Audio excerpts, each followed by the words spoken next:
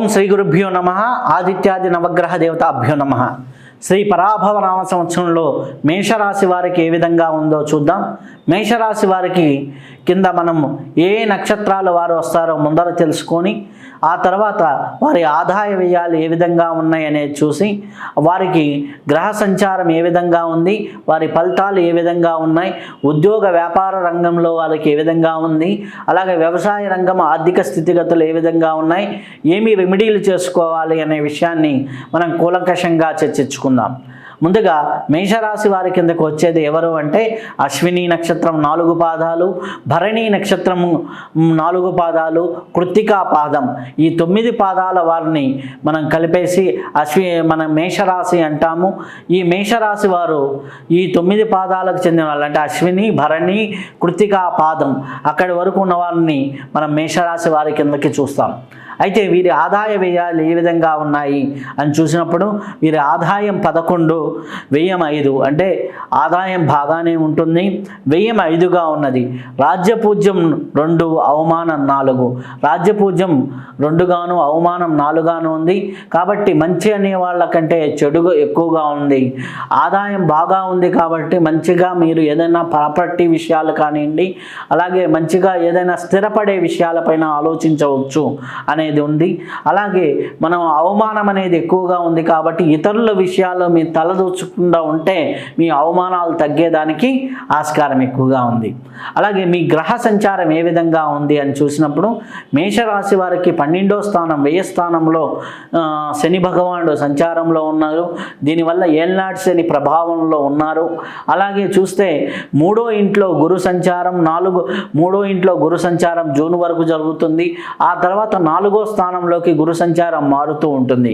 అలాగే రాహు కేతువుల్ని చూసినట్లయితే రాహు 11వ ఇంట్లోనూ కేతు 5వ ఇంట్లోనూ మనకి సంచారంలో ఉన్నారు.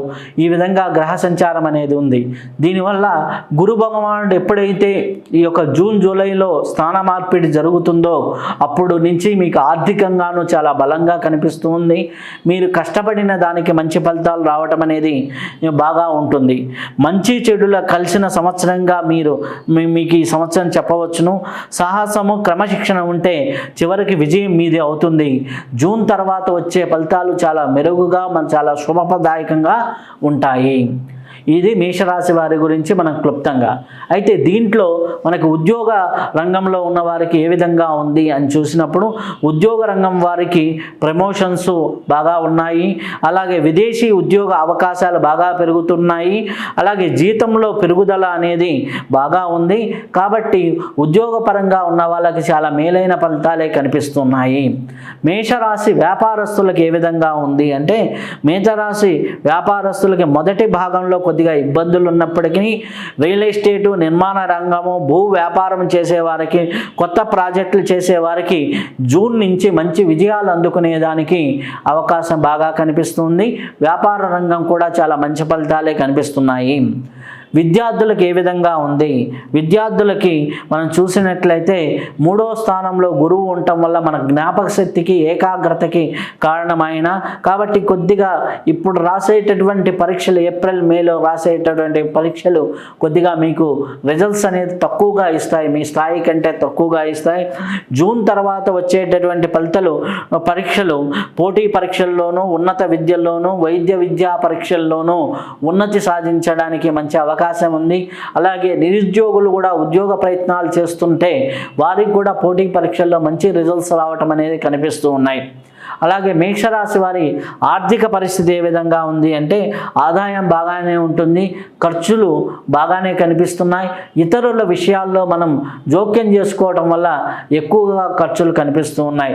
ఈ విషయాల్లో జాగ్రత్త తీసుకుంటే ఆర్థిక పరిస్థితి కూడా చాలా మెరుగ్గానే ఉంటుంది.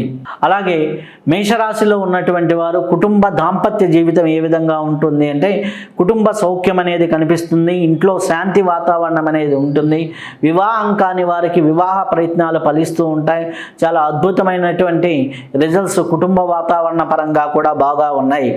ఆరోగ్యపరంగా చూస్తే శని ప్రభావం, ఏలినాటి శని ప్రభావం ఉంది కాబట్టి అరికాళ్ళు, కాళ్ళ నొప్పులు, అలాగే కాన్స్టిపేషన్ లాంటి సమస్యలు, మలబద్ధకం లాంటి సమస్యలు, ఉదయాన్నే నిద్ర లేకపోవటం, ఏది క్రమశిక్షణగా చేసుకోకపోవటం, చూద్దాంలే చేద్దాంలే అని వాయిదాలు వేయటం, ఇటువంటి పరిస్థితులు జరుగుతూ ఉంటాయి.